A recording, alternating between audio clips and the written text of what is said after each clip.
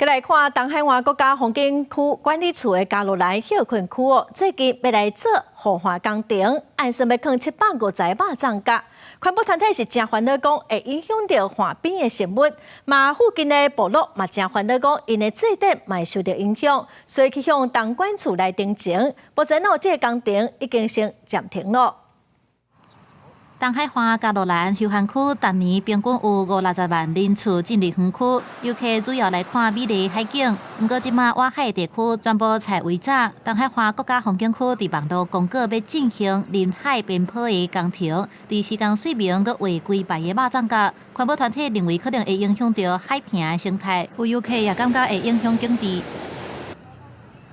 没有到急迫一定要丢球不害，其实是可以用退缩的方式哈，就是让游憩区的面积缩小。消波块它就看起来没有那么美，